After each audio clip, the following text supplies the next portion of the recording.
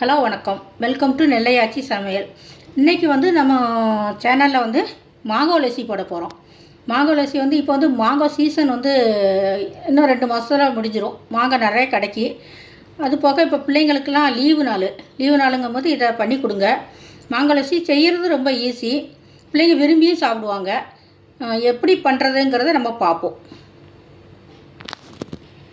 இப்போ மாங்கோ லஸ்ஸிக்கு நம்ம தேவையான பொருள் என்னங்கிறத பார்த்துருவோம். இது 2 மாம்பழத்தை நறுக்கி 1 கப்பு நறுக்கி வச்சுருக்கிறேன்.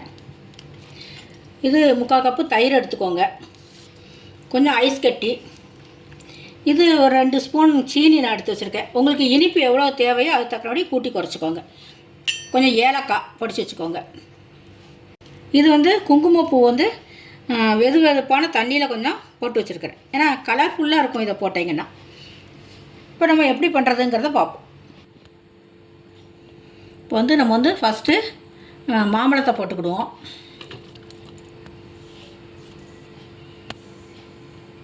மாம்பழத்தை போட்டுக்கிட்டு சீனி போட்டுருவோம். சீனி போட்டு நம்ம ஐஸ் கட்டியை போட்டு நம்ம அடிச்சுட்டு அதுக்கப்புறம் மற்றெல்லாம் சேர்ப்போம். மாம்பழத்தை போட்டு நம்ம நல்லா அடிச்சிட்டோம். இப்போ நம்ம இதில் தயிர் போட்டுக்கலாம். தயிர் போட்டுட்டு நம்ம ஏலக்காய் பவுடரை போட்டுக்கலாம்.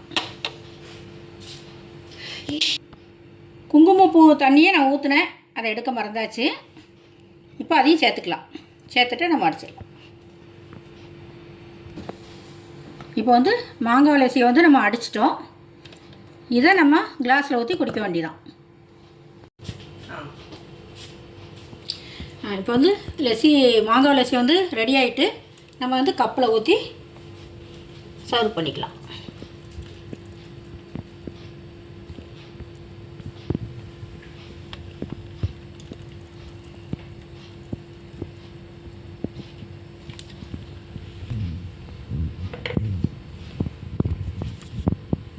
இது இதுக்கு மேலே பாதாம், பிஸ்தா, குங்குமப்பூ இதெல்லாம் போட்டுக்கலாம். உங்களுக்கு தேவைன்னா நீங்கள் போட்டுக்கலாம்.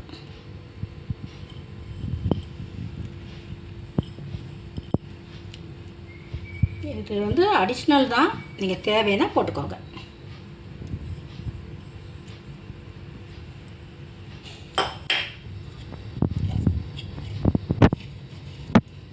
குங்குமம் போட்டாலும் 2 போட்டுக்கலாம்.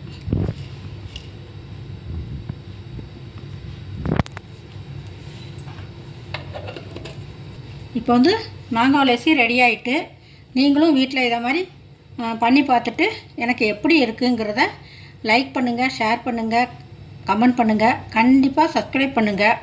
மீண்டும் அடுத்த வீடியோவில் உங்களை நான் சந்திக்கிறேன். நன்றி, வணக்கம்.